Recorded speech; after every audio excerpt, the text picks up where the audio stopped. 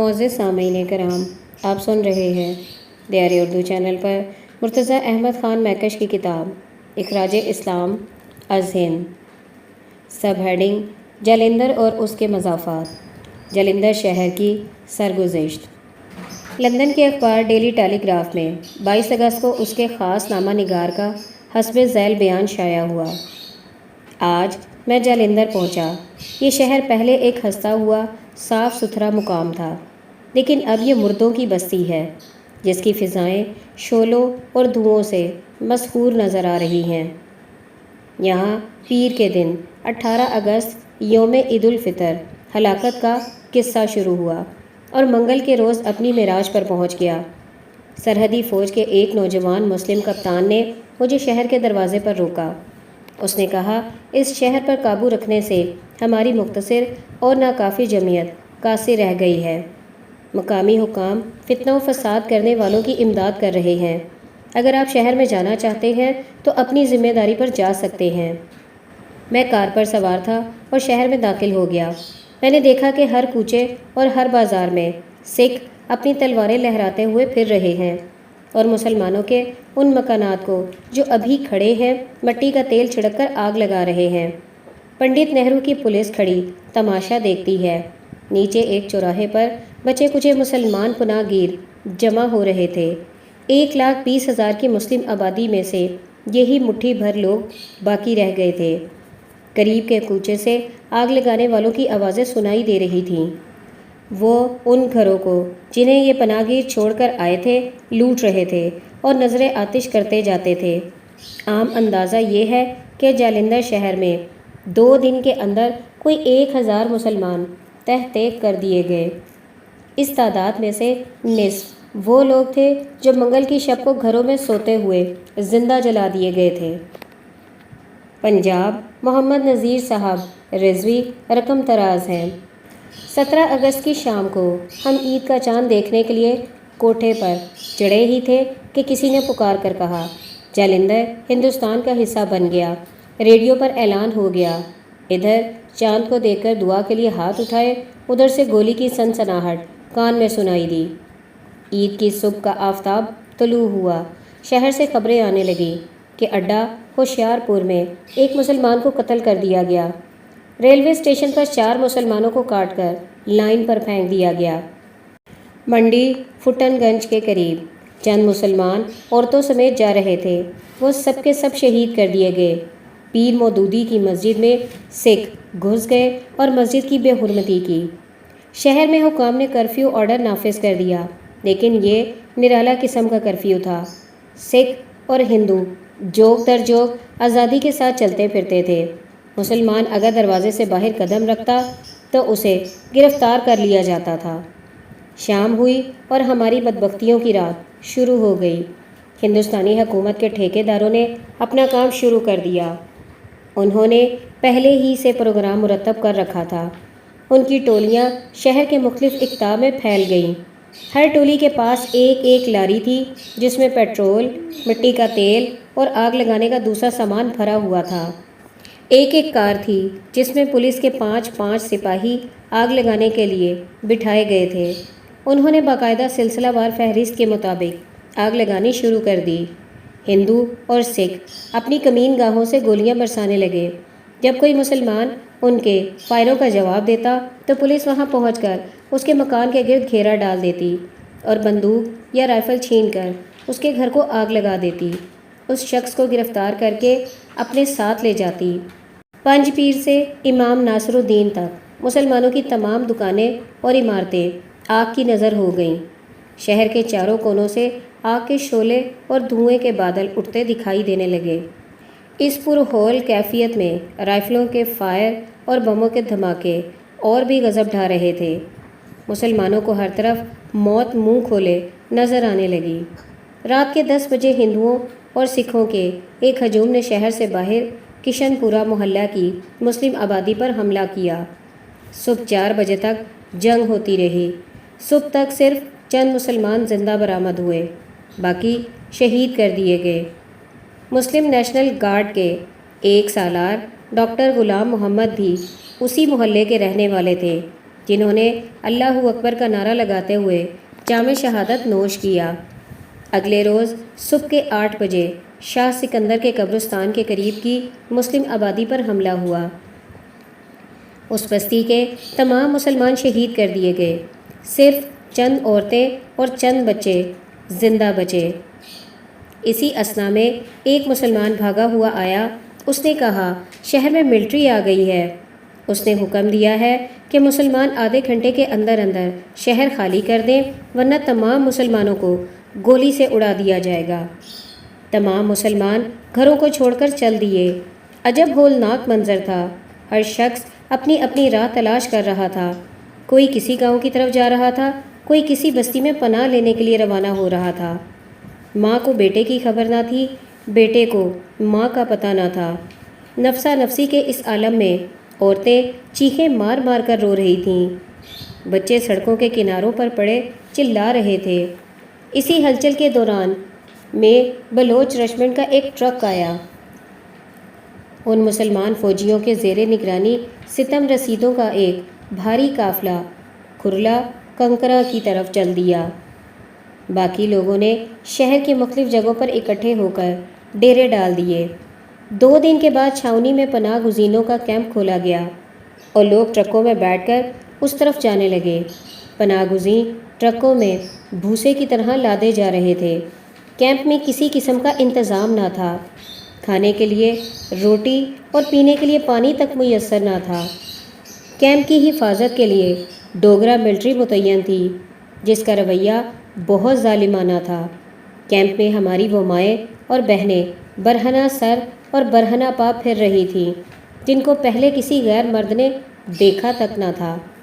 عورتیں اناج کے ایک ایک دانے کو ترستی پھر رہی تھیں۔ کچھ دن بعد پناہ گزینوں کو ٹرکوں اور لاریوں پر لے جانے کا سلسلہ شروع ہوا۔ جو فوجی لاریاں لے کر آتے تھے وہ سرمایہ داروں سے رشوت لے لے کر ان کے کنبوں کو لاریوں اور ٹرکوں میں بٹھا بٹھا کر لے جاتے تھے۔ غریب اور مفلس منہ تکتے رہ جاتے۔ کچھ دن بعد کیمپ میں غلاظت کے ڈھیر لگنے کے باعث ہیضہ پھیل گیا۔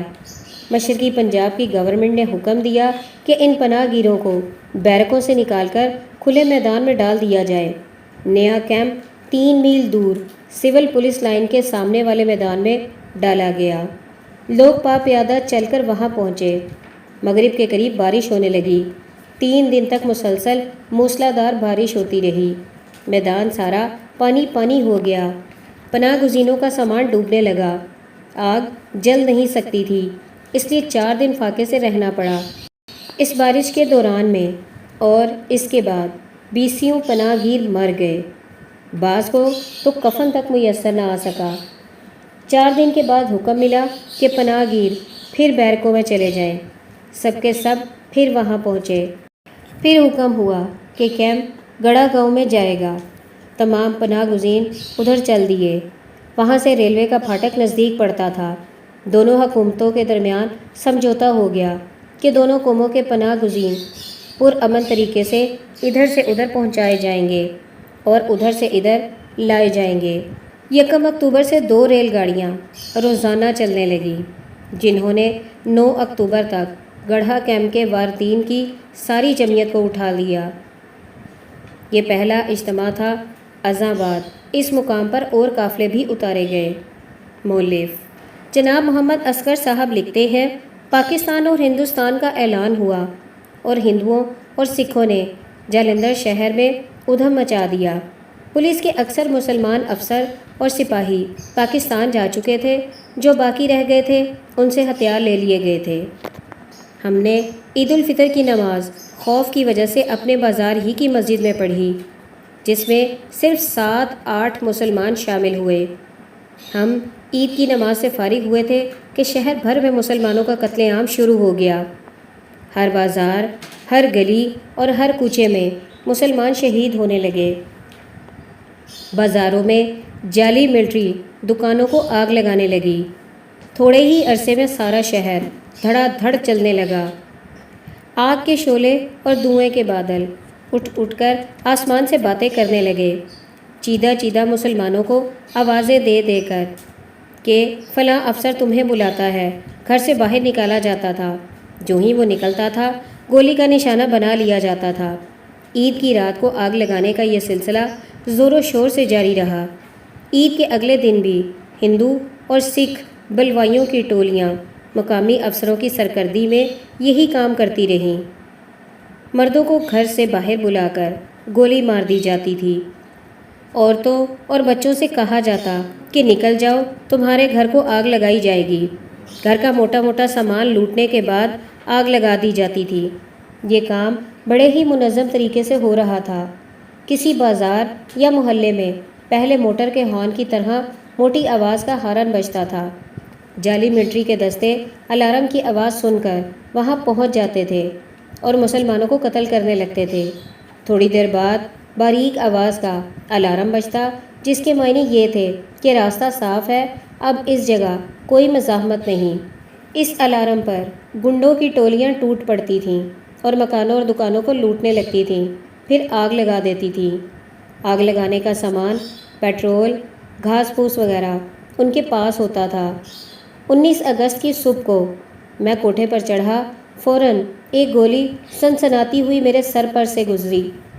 میں نے پخانے میں پناہ لی اور جھروکوں میں سے دیکھا کہ محلے کی مسجد کی چھت پر سکھوں کی ایک ٹولی کھڑی ہے اور ہر طرف گولیاں برسا رہی ہے۔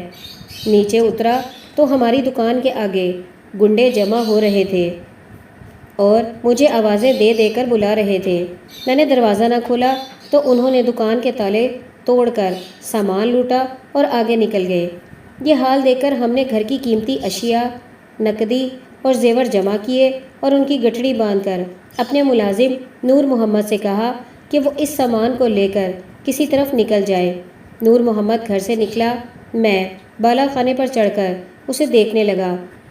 کیا دیکھتا ہوں کہ نور محمد بھاگا جا رہا ہے اور ایڈیشنل ڈسٹرکٹ میجسٹریٹ اور تھانے دار پستول تانے ہوئے اس کا تعاقب کر رہے ہیں۔ ان کے ساتھ 100-150 کے قریب بدماش بھی ہیں۔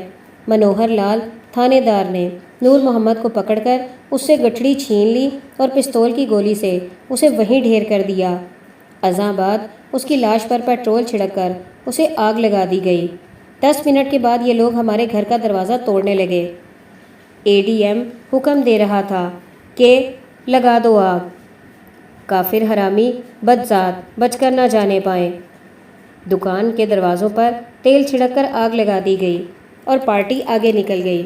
اتنے میں میرے امزاد بھائی شمشاد عرف مٹو نے اپنے ایک ہندو دوست ملکھی کو بازار میں دیکھا اور اس سے چلا کر التجا کی کہ ہمیں بچاؤ۔